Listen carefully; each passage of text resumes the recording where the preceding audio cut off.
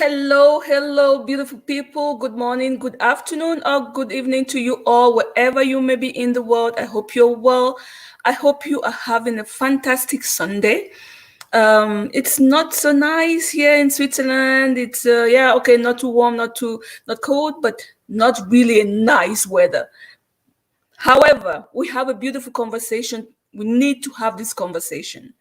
We need to move on with what is happening in the world right now. We all know Black Lives Matter, but how are we approaching this situation? How are we feeling? I read a beautiful post on Facebook and I could not resist to invite the young man that I'm supposed to talk to with today. And I see that there is a problem with timing. He thought it would have been 11 p.m. and no, it's right now. So I don't know if he's going to manage or not. I don't know if he's going to come up, if he's going to join us.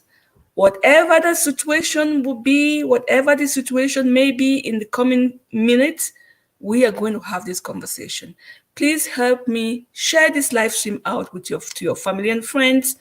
Comment, like, share, subscribe to our channels, which are Facebook and YouTube. And soon we shall be moving on to LinkedIn. So take a moment to really reflect on the topic of today. The intolerance of tolerance on racial bias. How tolerant are we during these changing times? How intolerant are we during these changing times? What are the benefits of being tolerant right now, despite the fact that a lot has happened in 400 years? We cannot maintain the hate, the anger that we have. Here we are here to lead. On this platform, we are here to lead with love. We are here to educate. We are here to portray tolerance.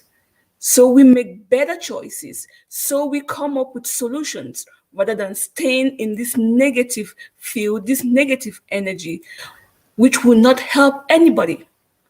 It doesn't help. So yes, we are angry. Yes, it's a pity. It's sad. But how can we move forward?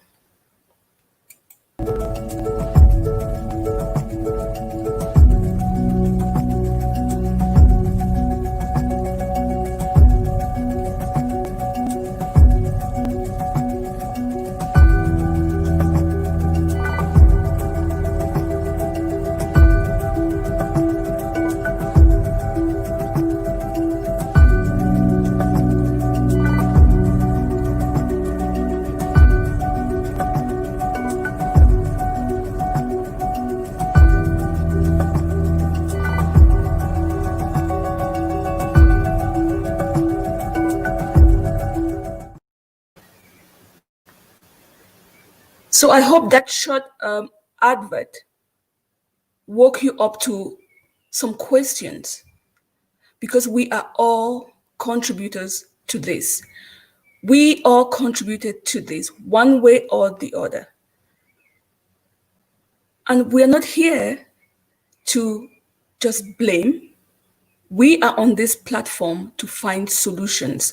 We are on this platform to speak out, speak up, and to really see how we can make a difference so the next 400 years we don't see this again. So we try to understand each other. So let's proceed with today's quote.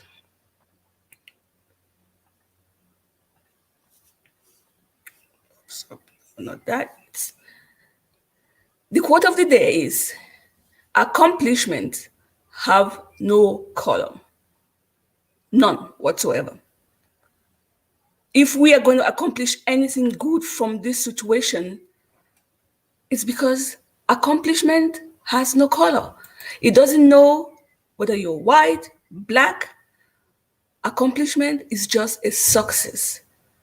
And together we can be successful in how we move forward with this situation. So I hope when you watch this live stream as a replay or right here, right now, that you would think of the accomplishments that we can all we can all provide, that we can all achieve, that we can all leave as a legacy. So please, let's think of the way we approach this situation, the way we are showing up during this time, and the way we want to carry things forward. If this is the very first time you're watching me live, my name is Lillian Mole. I bring the best of two continents to the table, which are the generosity of the heart from Africa and the precision from Europe. Please come join me on this movement to speak up with love, to treat one another with tolerance. So I see my guest is still not here. He might not make it, but we are going to move on. We are going to carry on with the questions that I had prepared. And hopefully some other time he will be able to join us. And if you're watching, ask questions, connect with us. If you need to speak, connect with us so we can talk through things calmly in a more understanding way. But I would really like to have your comments. I would really like to know what's going on for you, how the situation is showing up for you. And hopefully Abdul will join. But thank you all so much for joining me live already. Let me know where you're watching this live stream from. Let me know how the situation is in your country despite COVID. And yeah, let's carry on without Abdul until he joins. So first question I was going to ask him, what was his reaction when he learned about the death of George Floyd? From my perspective, my opinion, when I learned about it, I was shocked. And it brought really memories of racial comments that I had had in the past. And I asked myself, in what world am I going to leave my children in? In what world will they grow up in? And that feeling of sadness made me or led me to building up this new project of speaking up in a positive way. Because as much as I have Black families or family of color, I also have white families. I have great friends that they have nothing to do with racism. They have, they learned about it just like you and I. So that was my feeling. I felt sad. It was terrible. And, I just felt the world was not a comfortable place to be in. I see that Abdul is with us. I like when people don't give up. I like when people don't give up. I'm not alone. Never, never, never, ever. Yay! How are you doing today? I am great. I'm even better because you showed up. I think we had a conflict of time, right? Yes, I might have thought it was going to be later on in the evening at 11 p.m. Oh, no, 11, I'm in bed. I'm in another. But thank you so much. I'm so proud that you made it. You squeezed, made everything. Oh my gosh. Thank you very much. I'm excited. I'm really excited. I do. I am. Thank you. Thank you. Thank you. How is the weather Uh, for you? How is the weather for you? it's quite sunny here today. We Monrovia has been raining, but then today all of a sudden we see the sun is out there, and so we are quite excited about it. So where are you Just located? That's my last question. Where are you right now? I'm in Monrovia, around the Virginia area. So it's a part of the suburb, peri-urban area around Monrovia, not very far from the city. But it's quite a nice beach community, so it's a good place. I know you did not have to tell me that last part of the conversation. Yeah, come on. Tell me, See that? Lenny. The weather is bad, but you're going to keep You're the put next match yourself. here. Definitely. I am honored. Thank you so much for your time. But most of all, thank you for the article you had online, because when I read this, I printed it out. When I read it, I was like, boom, this is it. Wow, This is that's it it. We right have to there. talk about it. We have to. So I was talking to Definitely. myself, and then you came up. You really saved the day. Oh, really?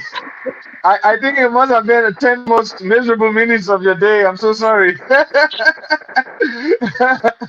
Okay. let me tell you the truth.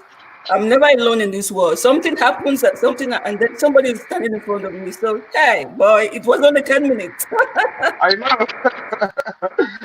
Thanks a lot for having me also, Lillian. It's really a pleasure to join you to have a discussion around this topic, especially at this time in our modern and contemporary moment. I think it's a rather sensitive but also necessary conversation to have. And the intent of having these discussions is really to ensure that we are driving the paradigm shift towards a more pluralistic a world of equality, but a more pluralistic, society that our children and children's children wouldn't have to deal with some of the things that we have to not only witness but also experience. And I think it's important that we should be having these and driving these discussions. So I'm really excited to be with you, and I look forward to a very fruitful exchange of ideas on your platform. I'm really grateful and honored that you directly said yes to the my request, and I really hope you know how much I need you, especially if you're based in Africa and in Liberia. It's a funny thing. Life has a funny way of putting people in your life. I think 3 weeks ago, I contacted somebody in Liberia. I think it's the governor of Monrovia. I contacted Oh, him. the mayor. Yeah, the mayor, exactly. And on a Okay. specific project, and he has not yet responded. Then 3 weeks later, you were standing in front of me. Man, something happened. The universe has funny Is way. happening. Definitely, you have to talk to the mayor after here. We'll see what can happen on that front, obviously. So please tell us a little bit who you are, and yeah, why you're so passionate about this topic of racism. Thank you very much.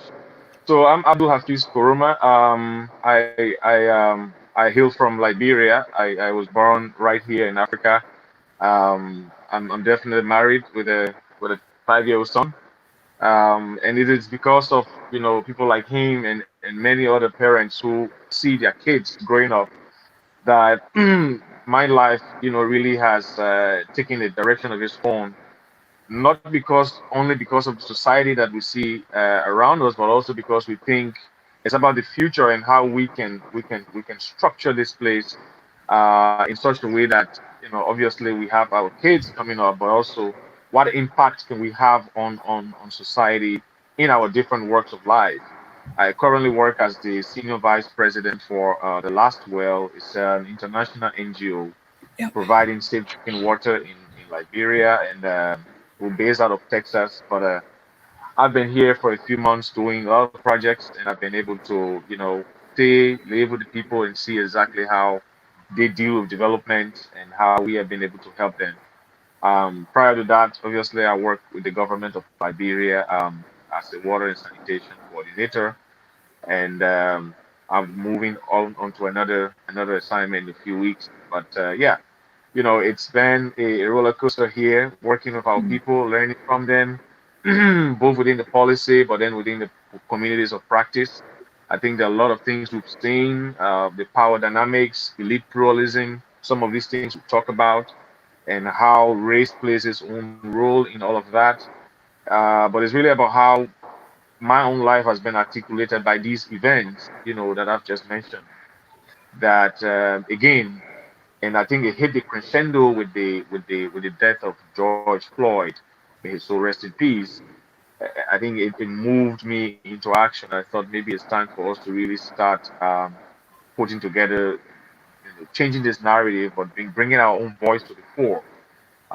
So yes, I'm pretty much excited and looking forward to a healthy conversation, and hopefully we are able to influence, but also learn from each other on how we can change this paradigm in our society. Thank you.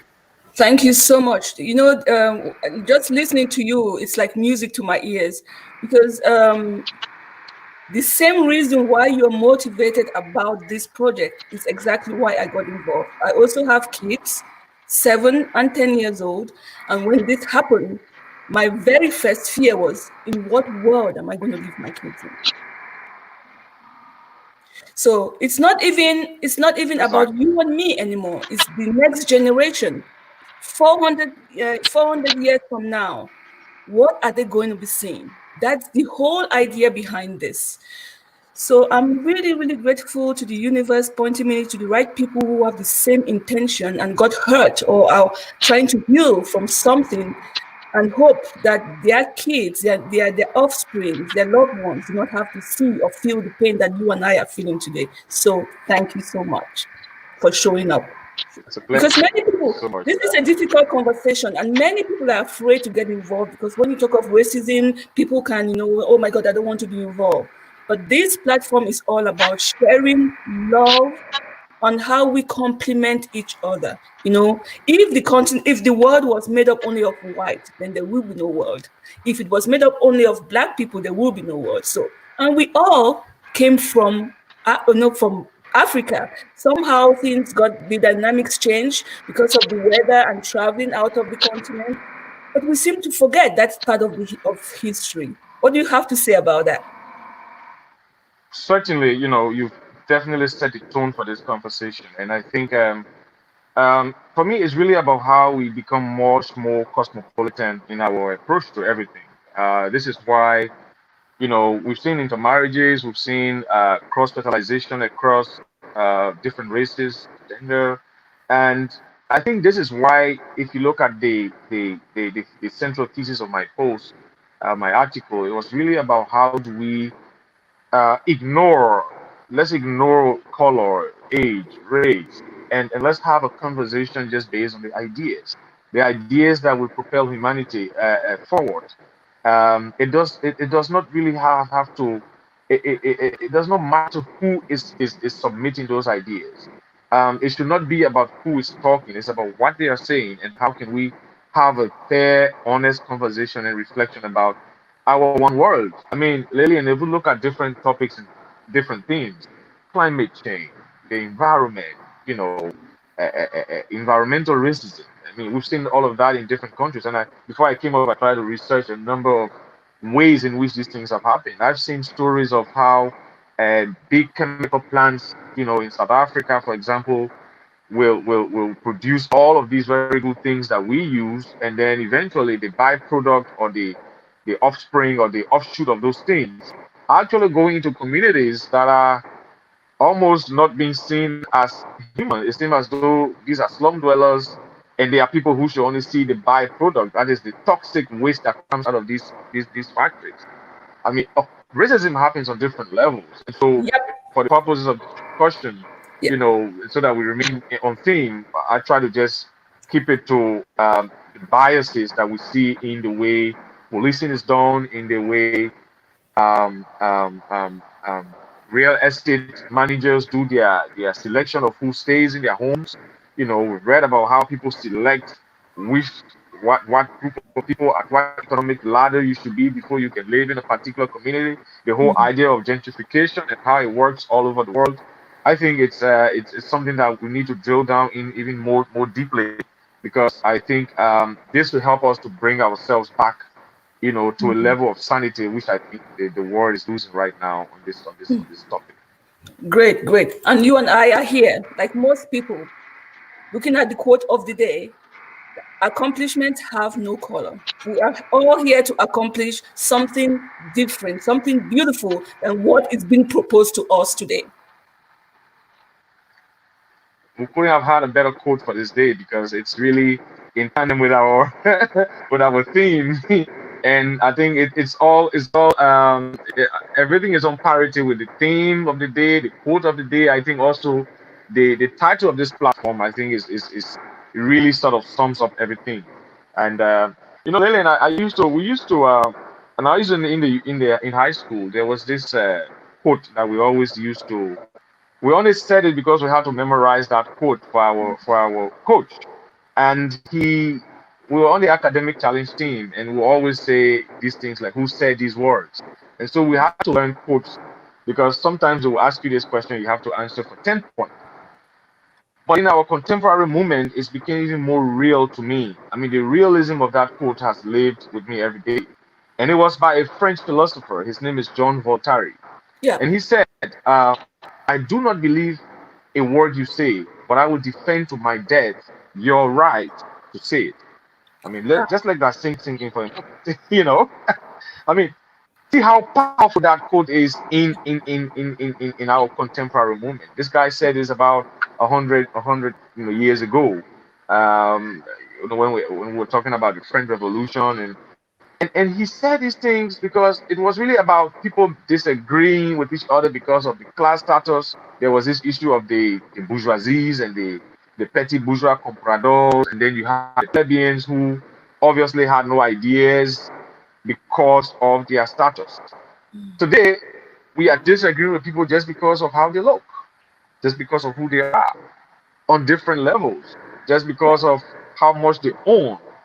On that basis, we think they don't have ideas to bring to the fore. And I thought that, look, if John Voltaire could be around, this is really the time for people like him because I do not believe a word you say, but I will defend to my death your right to say it. That's a level of tolerance we need to encourage in our society. Exactly, exactly, absolutely. But as much as I go through research and start to interview people on this platform, I keep repeating myself that George Floyd's death is a gift. He did not deserve to die. Everybody will die one day, but he has given us a gift. How are we going to use that gift? You just spoke about the quote that was said hundreds of years ago. It's a gift that was never used at that time. But God knows how now we need it so much, and that we need to remind ourselves of, the tolerance that we must practice as we go through these changing times. So please tell me, how did you feel? What was your first reaction when you learned about his death? You know, Lillian, I'll say we've moved on from the knee-jerk reactions that we used to get when we heard about a black person being killed by police excesses to, I would say, for lack of a better term, the hanging and shaking head movement. It's like, oh, yeah, there we go again. Yeah. It's almost like blacks. We almost like we come. There's this sort of stoicism that we've imbued in ourselves, where we've gone through these pains. We try to console ourselves and tell ourselves, I think it's going to be okay. It's just going to be a riot 5 days later, and then, it's okay. We are fine. Blacks is a parent that maybe, I mean, it might not be a color thing, but I think we tend to easily forgive and just try to move on because keeping these things in our heads might just, keep us down in the place where we don't need to be. And so when I saw the videos, the clips, circulating on social media, my first reaction really was, obviously they did not have to happen. There was no need for all of that. The excesses, the animosity, the level of aggression I saw. I was like, what? I mean, we've seen other videos. They've come up where we see white kids pretty much challenging the police, doing.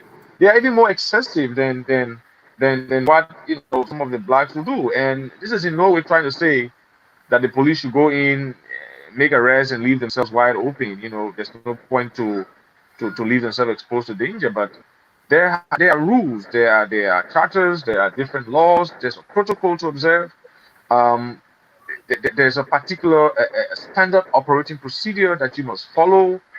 And sometimes it just seems that these things are ignored only because of the color of the skin of the person that the police is about to arrest. And it seems to me that this is a real time for such a conversation. And I was dampened in my spirit. I felt like I know we grew up in Africa, and Lillian, maybe you might have had a conversation with one or two Africans on this. And every time you spoke to a Liberian, they're like, I want to go to the United States.